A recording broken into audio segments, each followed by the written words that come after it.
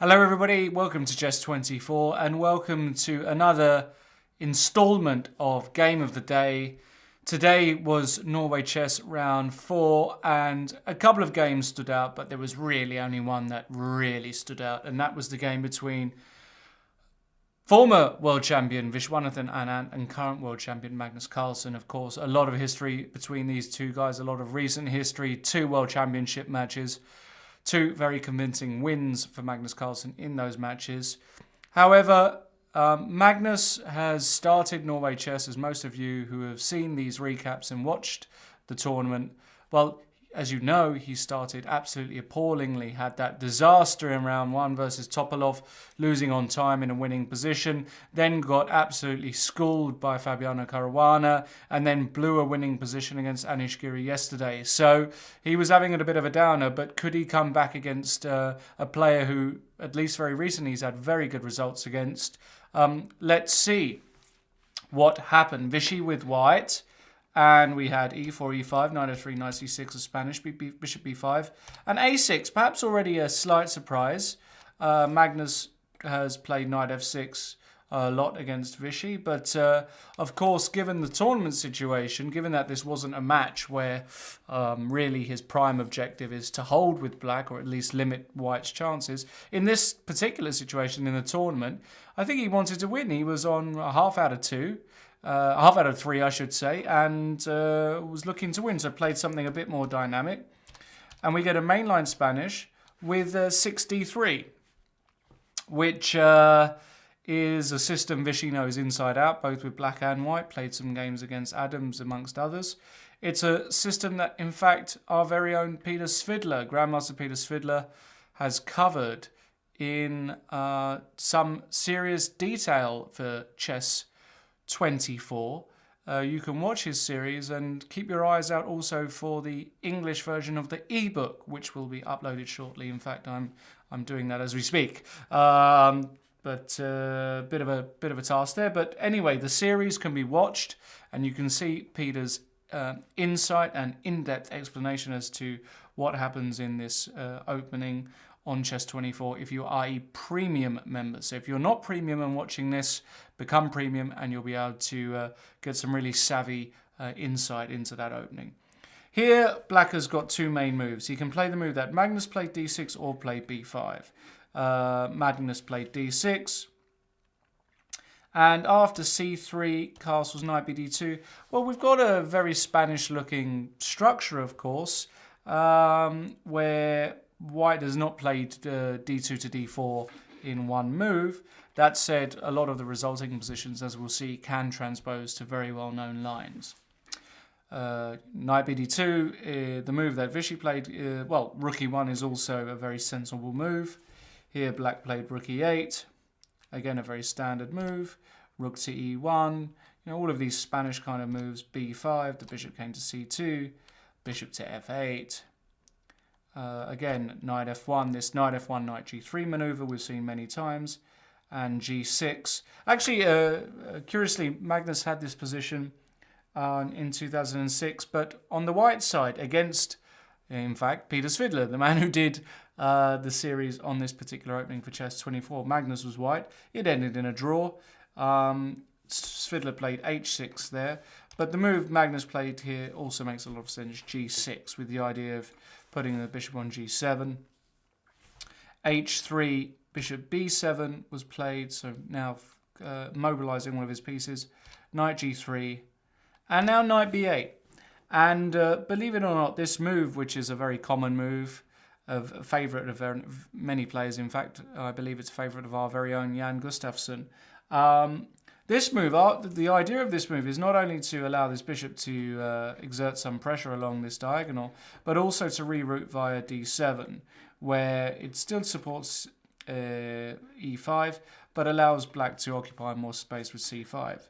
This move, in fact, after d4, knight bd7, a4, and c5, believe it or not, we've actually transposed into one of the main lines of the Ruy Lopez called the Breyer system, which is characterized by this knight b8 to knight bd7.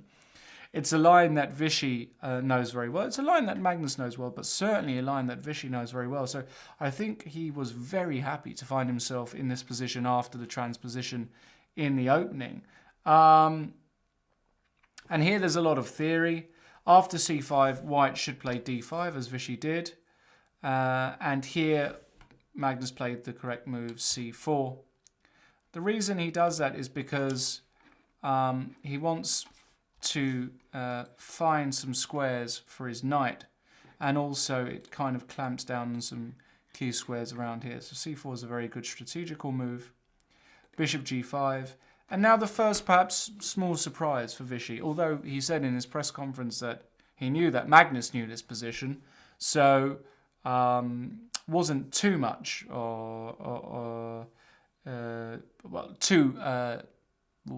optimistic here.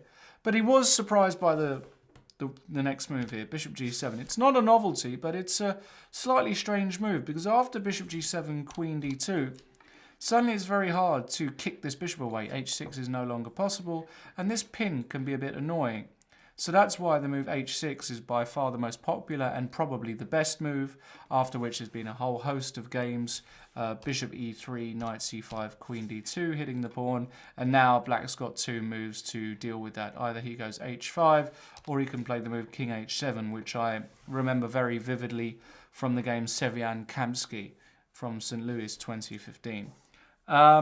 So bishop g7 already, Magnus is trying to steer the game into more unexplored waters, but I'm not keen on the move, because after queen d2, white connects the rooks and keeps some initiative.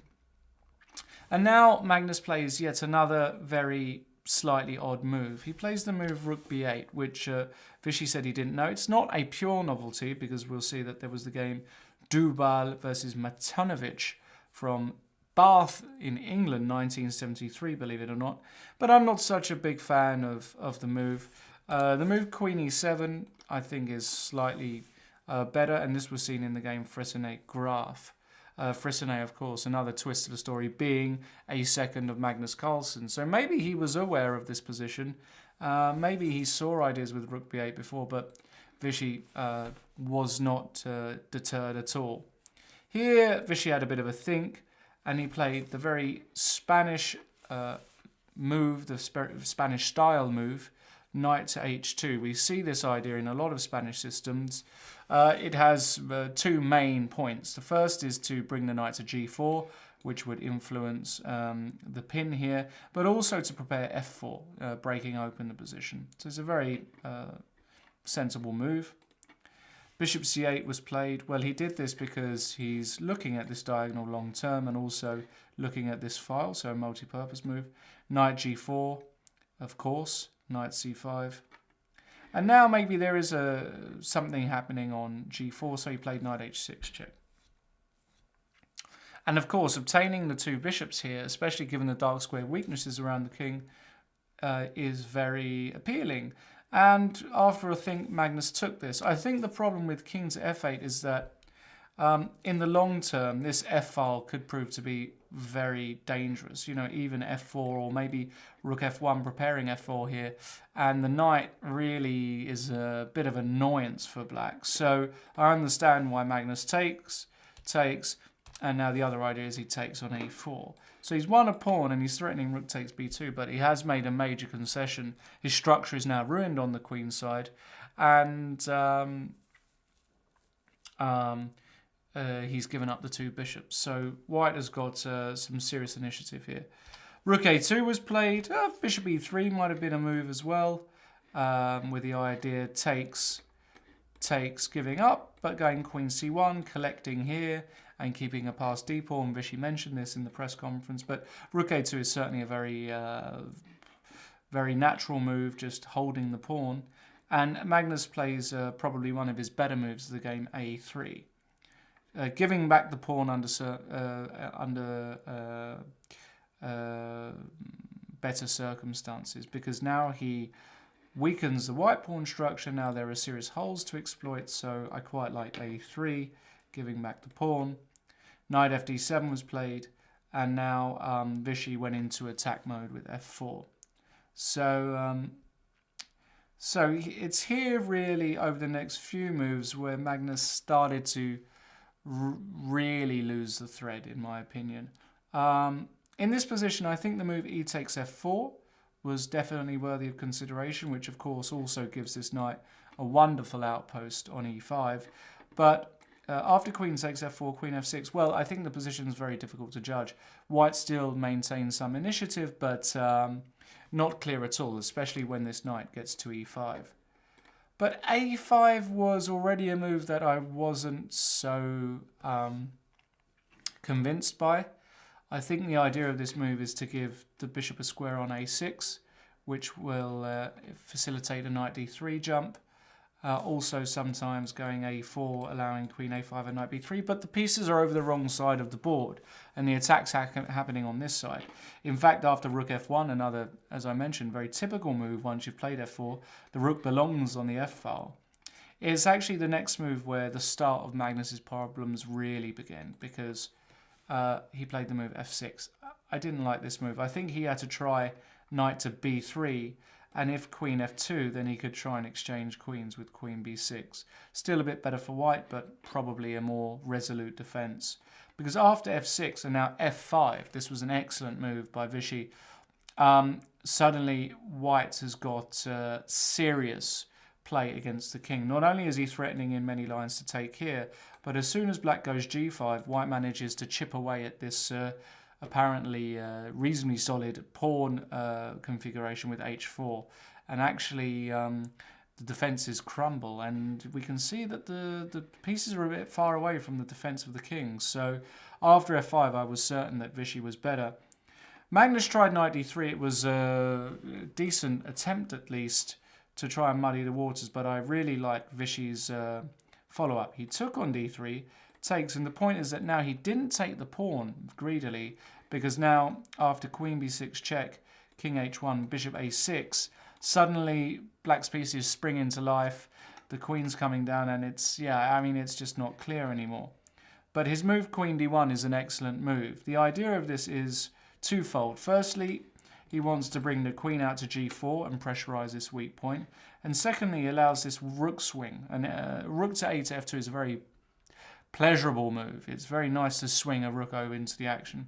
And suddenly, if you look at the position, white's got all of his pieces in the attack, and black hasn't really got any defenders. And actually, he crashes through very soon, because after rook e7, rook a to f2, rook f7, well, now he took on d3. Now was the time, because there's no queen b6 check. And after knight c5, queen f3, okay, black manages to play this bishop a6 move, but now comes a really vintage Vishy attack, a move which shows that Vishy is not past it in any way at all, but also that he's not scared of Magnus and can still play fantastic attacking chess.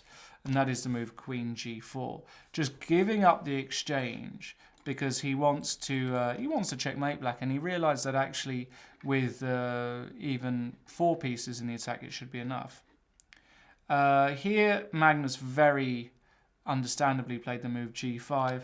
Perhaps you could play bishop c8, but it's very difficult to go to back from whence you came. The backward moves, admitting you're wrong in inverted commas, or at least retreating, is very difficult in chess. But after g5 and now h4, actually things just crumble for Vishy. There's no way he can stop h takes g5, and winning 2 pawns and a piece for the exchange is already equal on material, let alone having a crushing attack to boot. So h4 was very strong. And after bishop takes f1, rook takes f1, the position collapsed for Magnus. Vishy tried queen d7, takes, and now a curious move, queen h5. He didn't want to go queen takes g5 check, because after king h8 followed by rook g8, things could get slightly tricky. The rooks suddenly start to defend. So his idea of queen h5 was to play f6, and there's now suddenly squares for the the knight on f5. He can't play f6 because the queen was pinned, of course, from d7. So queen h5, king h8, and now f6. This is his idea. And he also has one more idea, to put the bishop on g7 check, which is very annoying. And actually, after rook g8, there were many other lines that you could analyse here, but Vishy found the most convincing way. He played bishop g7 check, allowing Magnus to sacrifice back the exchange. But after this simple sequence, you can see that the pawns are equal, but white has got an absolutely outstanding square for the knight on f5, hitting the queen, hitting the pawn. And the problem is you can't defend the pawn, because now the move knight h6 comes, and suddenly everything is coming in. The queen is penetrating. It's just resigns. So you have to go queen g6, and after takes, the move that Vishy had to see was the move knight e7. Beautiful move, which allows the rook penetration. And actually, there's no good square for the rook. Rook g7, rook f8 wins a rook. And if rook h6, the problem is that now check, king g7, rook c8 threatens knight f5, picking up the rook. And after king f7, knight f5 anyway, the rook moves, and you take on d6 with check. And you end up liquidating into a very easily won rook and pawn ending with 2 passed pawns already. Just not even a job for Vishy here. So instead, Magnus gave the exchange, which may practically have been the best try, but actually the game didn't last much longer. Vishy took, and now played another very good move, rook f8. In principle, what you want to do is activate your rook. When you are the exchange up in these endings, the rook's got huge scope along here, and the problem black has is that he can't hold anything. For example, if he takes on e4, white's got a choice of moves. He can play c4 here, he can even just play the move rook a8, and even something like this, takes, the a pawn is going to run. Knights are very bad against a pawns. The rook can always come round, and black's chances of survival are very slim. So after rook f8, Magnus tried a4, but now after c4, h5, the problem again is if you take on e4, you can just play rook a8, and if knight c5, rook to d8, and you're not going to hold. I mean, basically, black isn't going to be holding the position for much longer. So Magnus tried h5, but after king f2, actually, he just threw in the towel, because once the king gets to e3, let's say takes here, knight c5. Actually, now, you know, there are just numerous ways. The king is cut off. It's just really a simple technical job here that Magnus didn't feel like fighting. In fact, rook d8 straight away. Knight b7, rook d7 would pick up the d pawn, just as an example. So Magnus threw in the towel. A disaster for the Norwegian, who now sits bottom of the table, half out of 4. Nobody would have expected this, but as they say, playing on home soil in chess is actually a disadvantage. All the pressure, all the expectation from the nation on your shoulders. But I think really the thing that has affected Magnus so far is that his first round loss when he was winning and then lost on time, even though he was rather chirpy after the game and sort of took it on the chin, I think that had a pretty profound psychological effect on him. And unfortunately, we now see the world champion in last place, shedding a good 20 rating points. And the tournament is wide open. The other results are coming in thick and fast. Veselin Topalov has actually scored another fantastic win, which means that he is now out there on his own with 3.5 out of 4, and that means he's shot up the ranks to world number 2. Hikaru Nakamura is on 3 out of 4. He had a very good game because he was on the worst side of a Rai Lopez against Giri, but managed to hold, showing that he's resolute. Caruana Bashir, well, Fabiano had a very difficult day yesterday, losing a pretty fundamentally and simple drawn rook ending. He drew today. Well, that's some kind of bounce back. And in other matches, Grishtuk beat Hammer. If you want more detailed analysis of these matches, please check out the news article on this round. But from me for now, that's all. Hope you enjoyed it. Hope you have a good weekend. Tomorrow is the rest day in Norway, so nothing from us, but join us once again from Sunday on, where the action begins. Will Magnus Carlsen be able to dig himself out the deep hole he finds himself? If there's anybody can, it's Magnus. We'll soon see. Cheers.